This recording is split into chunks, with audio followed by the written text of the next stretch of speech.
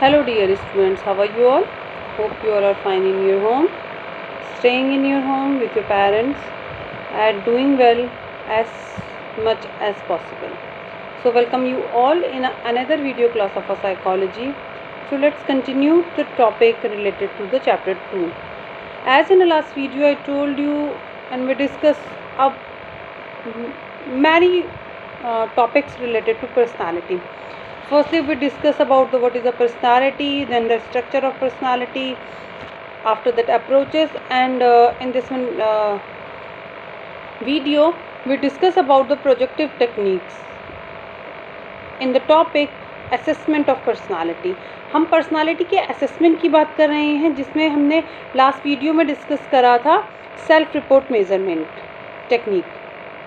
Hope so now you all are able to know about the self report measurement technique. As in the self report measurement technique we discuss about the 3 tests. The first one is the MMPI, the second one is the 16 PF, and yes, the third one is a Eisenhower personality questionnaire. So write in a points, as I already told you. Whatever I told you, you write in a points only. No need to describe like a paragraph. So whatever I will told you related to the assessment of a personality, because as you know these all tests are given by the different psychologists and we are unable to change in these things. So try to understand it as much as these tests are given in your notebook. Fine. So let's continue the chapter 2, self and personality, topic projective techniques. In the main topic, assessment of personality.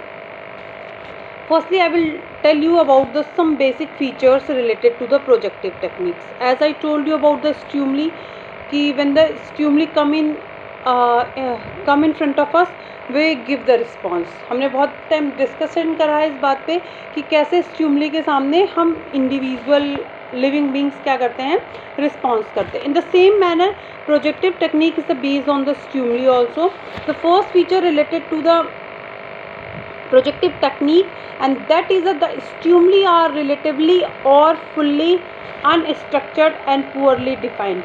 Whenever we are using the projective techniques, उसमें जो भी stimuli होती है वो fully unstructured होती है. Unstructured means उसका पहले से structure define नहीं होता है और वो poorly defined होती है. You write down the same thing. The feature of projective techniques, the stimuli are relatively fully unstructured and poorly defined. The second feature related to the projective technique क्या है? The person being assessed is usually not told about the purpose of assessment. Fine. And the method of scoring and interpretation. जिस भी person का assessment करा जाता है, judgement करा जाता है थ्रू द प्रोजेक्टिव टेक्निक्स, उसको हम नहीं बताते हैं पर्पस और असेसमेंट क्यों कर रहे हैं हम उसका, और उसको स्कोरिंग और इंटरप्रिटेशन के बारे में भी इंफॉर्मेशन नहीं दी जाती है. So in a same thing, in a second point you will write down the person being assessed is usually not told about the purpose of assessment and the scoring and the interpretation. Fine. The third point जो हमारा projective technique से related है, the person is inform that there are no correct और incorrect response. As in a self report measurement I told you, वहाँ पे हमने देखा था उसमें स्टेटमेंट थे, हमें यस या नो में रिस्पॉन्स करने थे. जो भी क्वेश्चन थे, जो भी क्वेश्चनायर आ रहा था उसमें स्टेटमेंट दिए हुए थे, और जो सब्जेक्ट था, सब्जेक्ट मीन्स जो पर्सन जिसका हम असेसमेंट कर रहे हैं उसको यस या नो में रिस्पॉन्स करना था. तो वो कौन सा था? Self report measurement technique. पर हम यहाँ पे बात कर रहे हैं प्रोजेक्टिव टेक्निक्स की. तो देखो बेटा, जो थर्ड फीचर है वो बहुत इंपॉर्टेंट है. यहाँ पे हम पर्सन को ये बताते हैं कि यहाँ पे there is a no correct और इनकरेक्ट आंसर. यहाँ पे करेक्ट या इनकरेक्ट कुछ भी नहीं है. यहाँ पे बस आपको अपना पॉइंट ऑफ व्यू बताना है. Whatever you are thinking, you write down the things according to that only. There is a no right answer, there is a no incorrect, no correct answer. यहाँ पे yes या no वाली कोई भी situation नहीं है. फोर्थ पॉइंट है हमारा प्रोजेक्टिव टेक्निक के फीचर से related. Each response is considered Each response is considered to reveal a significant aspect of personality. हमारे पास जितने भी रिस्पॉन्स आते हैं सब्जेक्ट के थ्रू, यानी जितना भी लोगों का हम असेसमेंट करते हैं, वो जो भी रिस्पॉन्स दे रहे हैं वो हमारे लिए क्या काम करते हैं, एक सिग्निफिकेंट क्या कहेंगे, एस्पेक्ट ऑफ पर्सनालिटी। हम कहीं ना कहीं जो रिस्पॉन्स हमें मिल रहे हैं सब्जेक्ट के थ्रू, उसे हम पर्सनालिटी का एक पार्ट मानते हैं, फाइन, या फिर पर्सनालिटी का एक टाइप मान सकते हैं। मेरा कुछ और रिस्पॉन्स है, definitely the thousand of millions and the millions of the individual done the test, तो वो सबके रिस्पॉन्स अलग अलग होंगे। In the projected techniques the each response is considered as a relevant related to personality.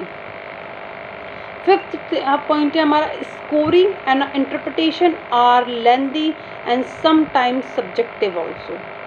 इसका जो भी मेथड है इंटरप्रिटेशन का, जब टेस्ट के बाद जो इंटरप्रिटेशन होगा वो, और दूसरा स्कोरिंग, वो बहुत ज़्यादा लेंथी है और कभी कभी सब्जेक्टिव भी हो जाती है, fine. Projective techniques are different from the psychometric test in many ways. अगर हम साइकोमेट्रिक टेस्ट की बात करेंगे या फिर सेल्फ रिपोर्ट मेजरमेंट टेक्निक्स की बात करेंगे, तो प्रोजेक्टिव टेक्निक उन सबसे बिल्कुल अलग है। They can't be scored in any objective manner, as I already told you कि यहाँ पे हर एक रिस्पॉन्स क्या है, एक पर्सनालिटी का एस्पेक्ट लिए हुए। तो यहाँ पे क्या है, जितनी भी हम स्कोरिंग कर रहे हैं वो ऑब्जेक्टिव मैनर में नहीं होंगी। They generally require the qualitative analysis for which a training is needed. यहाँ पे क्या है, जब हम प्रोजेक्टिव टेक्निक्स यूज़ कर रहे हैं तो यहाँ पे क्वांटिटेटिव रिजल्ट नहीं आ रहे हैं हमारे पास, क्वांटिटेटिव रिस्पॉन्सेज नहीं आ रहे, क्वालिटेटिव आ रहे हैं। तो यहाँ पे जो भी लोग प्रोजेक्टिव टेक्निक्स करेंगे उसके लिए हमें प्रॉपर ट्रेनिंग की नीड होती है। In the following pages, some of the well-known projected techniques are briefly discussed। और आगे जो next pages हैं आपके बुक के, पेज नंबर 44 से जो गोइंग ऑन सम पेजेस हैं, वो किससे रिलेटेड है, हमारे कुछ मेन जो प्रोजेक्टिव टेक्निक्स के टेस्ट हैं उनसे रिलेटेड है। तो ये जितने भी फीचर्स मैंने आपको बताए हैं बेटा, write down these features and with the help of these features you can understand the projective technique in a very smoothly. हम सबसे पहले बात करेंगे इसमें रोरशा के इंक ब्लॉक टेस्ट की, उसके बाद हम बात करेंगे इसमें TAT के टेस्ट की, हम बात करेंगे सेंटेंस कंप्लीशन टेस्ट, हम बात करेंगे ड्रॉ पर्सन टेस्ट, और हम करेंगे पिक्चर फ्रस्ट्रेशन स्टडी। ये मेन जो टेस्ट है प्रोजेक्टिव टेक्निक से रिलेटेड है। फर्स्ट है हमारा the Rorschach ink block test. The Rorschach ink blot test. This test was given by the Hermann Rorschach as the name itself suggested। जैसा कि इसके नाम से ही पता चल रहा है कि ये हरमन रोरशा ने दिया था। इसमें 10 test are consist in this one test. इसमें 10 टेस्ट क्या हैं, कंसिस्ट हैं। 5 of them are black and the white. 5 जो हैं वो ब्लैक और वाइट में हैं। 2 विद सम रेडिंग, कुछ रेडिंग के हैं, and the remaining 3 are the pastel colour. ठीक है, इसमें जो मैं आपको बता रही हूँ कि 10 इंक ब्लॉक टेस्ट यूज़ होंगे, जिसमें से 5 होंगे ब्लैक और वाइट कलर के, 2 होंगे रेड के, और जो बाकी 3 है वो पेस्टल कलर्स के होंगे। साइज़ होगा इनका 7x10। ये एक पर्टिकुलर साइज़ है बेटा कार्ड का, इसमें हम कार्ड के थ्रू करते हैं। Later on I will give you. ठीक है, the cards are administrative individually in the 2 phases. जो कार्ड्स हम इसमें यूज़ कर रहे हैं वो 2 फेजेस में डिवाइड है। पहला है हमारा परफॉर्मेंस प्रॉपर और दूसरा है inquiry. The subjects are shown the cards and the asked to tell what they seen in them as given in your book also. ठीक है, जैसा कि आपकी बुक में भी दिया गया है, आपको वो पर्टिकुलर कार्ड को देखना है। जो परफॉर्मेंस प्रॉपर है उसमें आपको देख के ये बताना है कि आपको इसमें देखने से क्या दिखाई दे रहा है, आपको लग रहा है ये पिक्चर क्या है, किससे रिलेटेड है।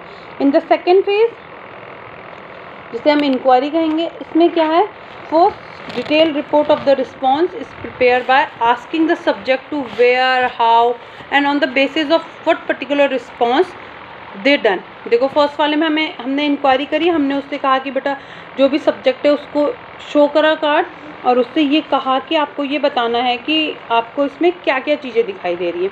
दूसरे में इंक्वायरी करी हमने वेयर, हाउ, व्हेन, हाउ, ये सारी चीज़ों को कोरिलेट करके उसको एक अपनी स्टोरी, अपनी एक वे ऑफ थिंकिंग बतानी है कार्ड से रिलेटेड, जैसा भी उसे शो हो रहा है कार्ड में।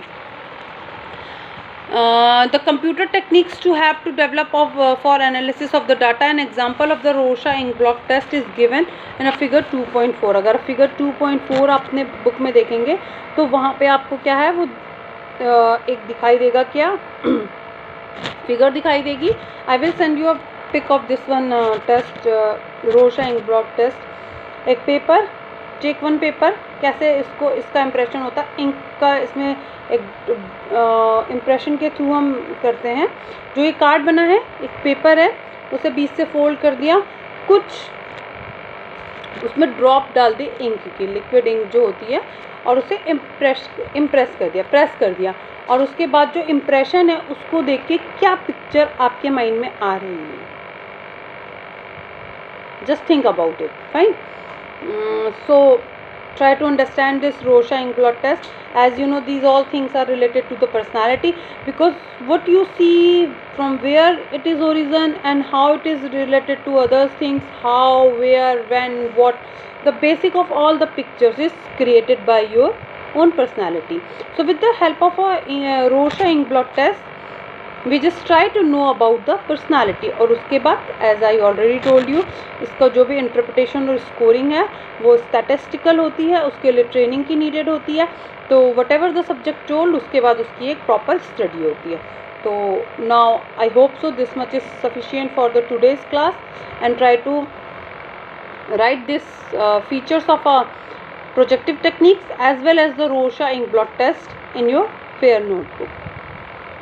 Fine. So stay in your home, safe in your home, and do your best in your studies. Thank you. Have a nice day.